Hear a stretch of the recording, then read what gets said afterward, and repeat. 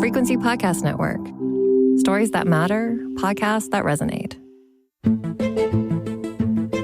She is young, she's beautiful, and she's got Hollywood talking. Her name is Tilly Norwood, and she's one of the most buzzed about actresses right now, except she's not real. The AI character was created by company Particle 6, and her arrival in the entertainment world has performers, casting directors, and the public asking questions. Is it a stunt, or is it the future?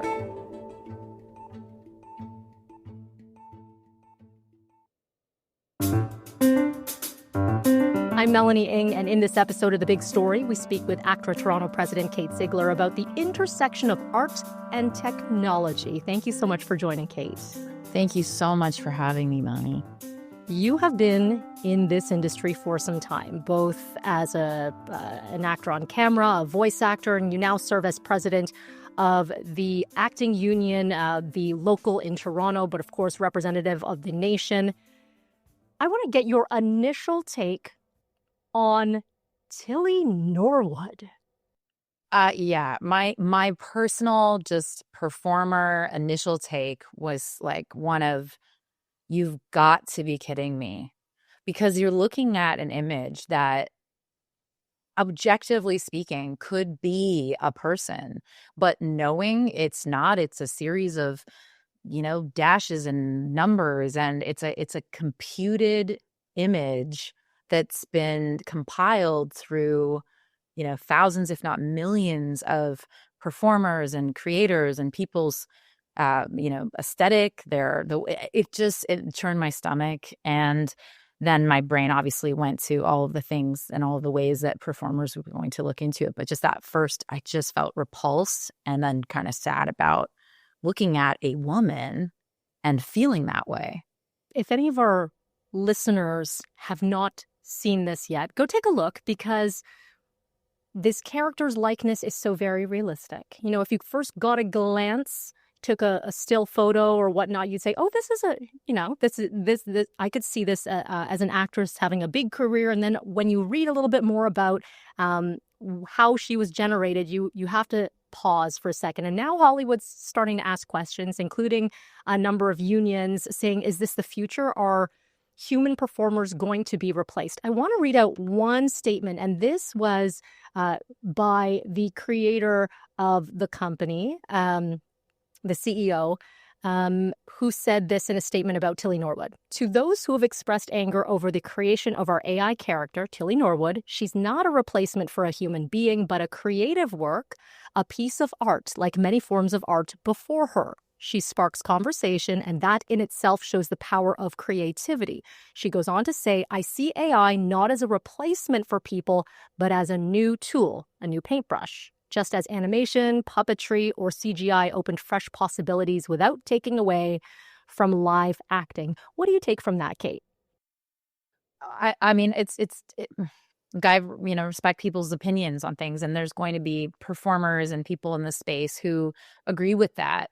But Tilly is not art. Art is inherently human. I think the art that we do is a collaborative art form. It's not just a performer in a singularly. It's crew, it's directors, it's writers. It is such a collaborative ensemble-based medium that to say that this is not replacement labor, I mean, I would invite the hair and wardrobe stylists to come and comment on that. I would invite the transit, our drivers that bring us to and from set. I would call upon the directors who walk up to us and say, "I know you understand this territory. This is, I know that you need to mine something pretty deep here. Like, how do I support you in this process?" To the DPs who are like, the list of collaborators in film and television goes on and on and on. So I don't know that it's naive, her perspective, but I think it's pretty, I find it offensive to the industry because of how many people and human stories are involved in filmmaking. Yeah. There are AI companies popping up left, right, and center, it seems, and we are seeing it bleed into our day-to-day. It's really difficult to see. Even just you look online, you go through your feed, what's real, what's not. And there really is this gray space, both in the entertainment industry and really anywhere we're looking right now. For you, as a performer, as someone who represents so many people that you just named off, just a number of people that would be involved in a production, those blurred lines, how dangerous could that become? I would say the most dangerous you can imagine. I mean, the risks of exploitation are already showing themselves.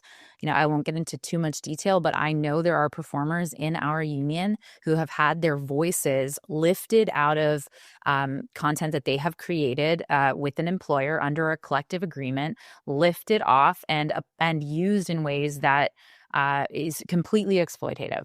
And there is no way of really, or to this point, there isn't a technology that does track things once they've been lifted up and out. This Tilly synth or synthetic character, that they're calling an actress.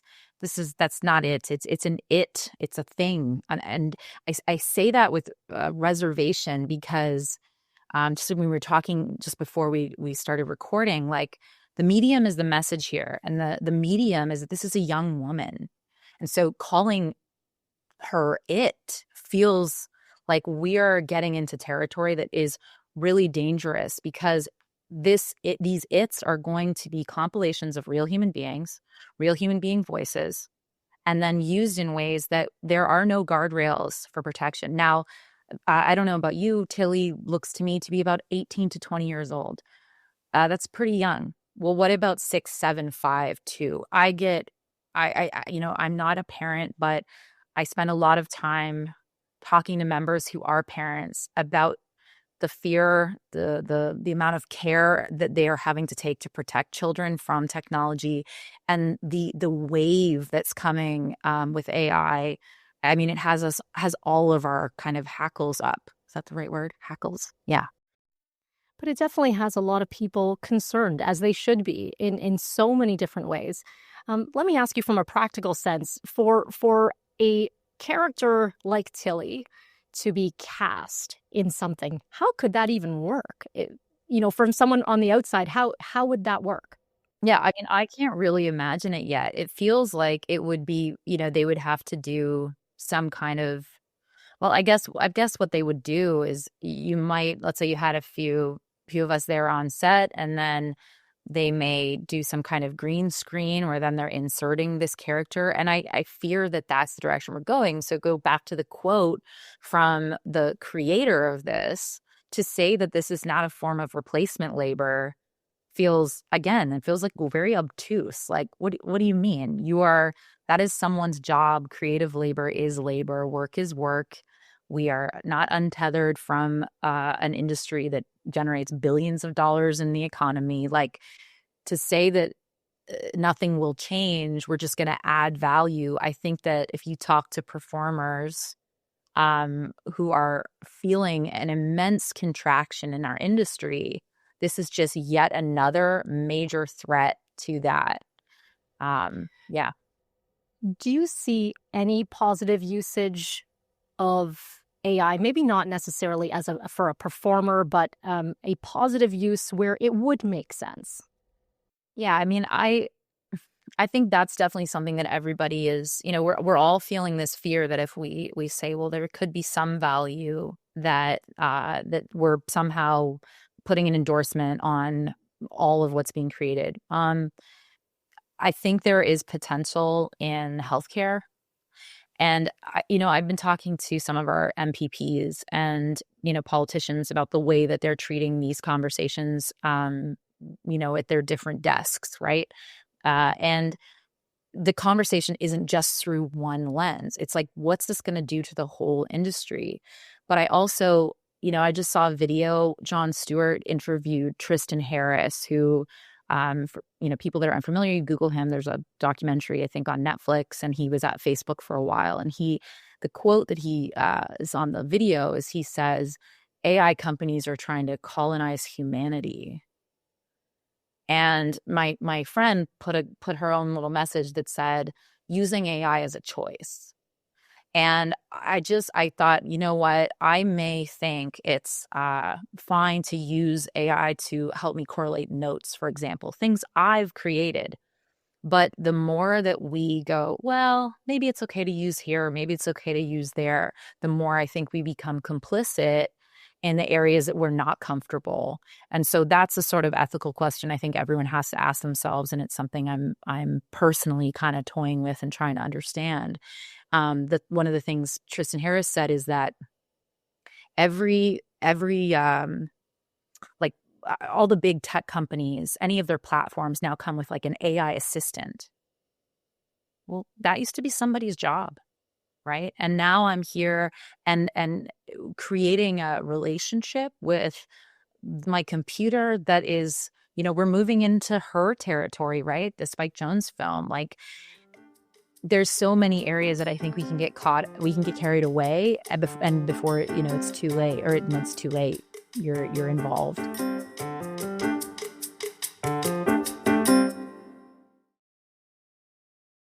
Bringing it back into the TV and film industry, you touched on it earlier. This is just another thing to have to think about. We've seen some of the struggles with the strike recently, and obviously you've been very much involved in speaking with your members and fighting for rights. Let's talk about where things stand right now. This is kind of going in a different direction because this is just one other thing with what's happening with the U.S., the threats from U.S. President Donald Trump saying, potentially tariffs on productions made outside of the U.S. How serious do you take those threats? I mean, there's nothing concrete happening at this moment. Doesn't mean it's not happening, or things might be in the works. Yeah, I mean, I think you nailed it. It's not concrete, but it's in the works. And then there's this looming feeling that it can be really unsettling to people's nervous systems, their sense of security. I mean, being an artist is inherently precarious. It just is. We are some of the original gig workers, right? And so we come to terms with the reality that we're going to have to fight for every job in order to make enough to support ourselves, our families, whatever the things are. So that precarity, coupled with having this storyline about 100% tariffs that no one knows how they'll be applied, and now a storyline about this AI synthetic character that's going to come in and add value to our industry. It's like, I add value. My colleagues, my peers, my union members, we add value. So I don't. It's hard to know how it's going to all be applied, which I think creates a state of a feeling of chaos. And that to me is also a distraction, because if I'm just focused on Tilly, or I'm focused on tariffs, I may not be thinking about, well, who actually has the power to implement these things? Right? Is it Sam Altman I should be thinking of? Is it, you named the creator of Tilly. Is this the person we should be sort of thinking about how we can strategically target, not in shame, but to sort of raise the alarm, raise the awareness? Well, all of our attention is on Tilly, or all of our attention is on that headline, 100% tariff. And one of the things I try to talk to our members about and think about strategically as someone in the labor movement is, how do we get back to each other and create a series or a vision of how we're going to start to tackle some of these problems without getting overwhelmed by the what ifs of the headlines? I hope that makes sense. Yeah. It totally makes sense. Kate, where do things stand right now with production in Canada? Is it thriving? Is it uncertain? Where do we stand on the global stage? Oh, Melanie, I would say we're in the midst of a couple of things. Canadian production is down tremendously. There is a CRTC decision that the industry is sort of waiting to find out about. And our sense is that there is a contraction in domestic production because of the uncertainty of what that decision is going to mean. There are definitely a number of American productions that are up in Canada and employing ACTRA Toronto performers, but also across the country. So we are happy to have that. But I would say the number one thing that our members are talking about is the fact that they feel there's not enough work to assemble a sturdy enough income. And so to me, I look at the domestic production piece being down as the real culprit there. And you also said, like, I just think in general, there is this uncertainty around the arts that performers are really struggling to understand. Like, I want to just acknowledge, like, our members are feeling this contraction in a way that that really should be the focus. But I also want to point to, like, we just had TIFF, TIFF, the 50th anniversary. I mostly saw Canadian films, and I felt so proud and inspired by the work that I saw. And it does generate a feeling of hopefulness to see performers in Canadian created built vehicles for our storytelling capacity. And these are Canadian stories as well. Like, that feels really good. And to know that we are on that sort of, yes, it's TIFF is our festival, but it's a well-respected international stage. And to know that our films and our performers and our crews and directors are every bit, at the elevated level is, I hope, can create a sense of, for me, it's hope. I hope it feels that way for others too. But I think juxtaposed with what I was saying earlier about the contraction and the uncertainty, I don't know that that's how people are feeling. And so like most organizations, everybody struggles with engagement, right? Like, how do you get people? There's so much to pay attention to. How do you get people to pay attention to the thing that you want them to in the moment that you need them to? And when the Tilly Norwood story broke, lots of unions like Equity in the UK and SAG-AFTRA were putting out statements, and we did the same. We wanted to address it right away because I was seeing on my own social media feed just like hundreds of performers sharing these news clippings and commenting. And so we created a pretty static post. It's just some writing. It talks a little bit about the language that we accomplished in our last collective bargaining round in the independent production agreement. This post with just text with our point of view was the most shared, most liked piece of social media content that we've put out in like years. So I think when we say, well, where are we on the global stage? It's like, I think we're competing in the work that we are able to generate. And I think we are definitely in the same conversation with our artistic comrades all over the world who are trying to figure out how we're going to address this question. Are you having some of the conversations with colleagues from around the world? And how do we tackle this with a united front? What does that look like? And can it be a united front when, there are similarities, of course, Canada, U.S., Europe, whatnot, but there are going to be differences as well in how you do it. So are you having those sorts of conversations? I mean, I wouldn't say I'm personally having them. I mean, I'm having them with friends and colleagues that are SAG-AFTRA members. But I think that there are ways that we're in dialogue. I would say that those are mostly happening through our national branch and our national president, Eleanor Noble. But I believe that there is staff relationships. I know that there are staff relationships between SAG and Equity and ACTRA that, we're the last big collective agreements in the arts. I think Australia also has a performers union, but it's like there's again another contraction in artists unions. So there's a few of us, and I think we're trying to stick together and collaborate as best we can. But personally, I'm not as involved in those big conversations. I want to leave it here, Kate, where if someone is listening to this episode and they'll probably go, if they haven't heard of Tilly, they're going to do a quick Google search, have a look, read a little bit about it as well.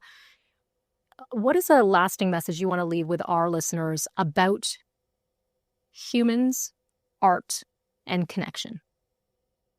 So I used to do a lot of film. I did film and television work. And for a time, I moved a little bit into writing. And I was going through some personal things. And I started to write about the stories that had defined my life, or I felt were defining my life. And those stories, I started to tell them in festivals, and I toured them around a little bit. And I realized like there was a level of catharsis, not just for me, but for the audience. And that catharsis leads to a growth personally, right? A growth for me, potentially a growth for someone who's, or a heart opening, a heart softening, a solidarity stiffening. Like that's the human connection of storytelling that I think people really need to understand. Like these are our lived experiences that we bring to the art that we create. And if people really want to see synthetic, computerized versions of humanity, well, it's right here. It's right here for the taking.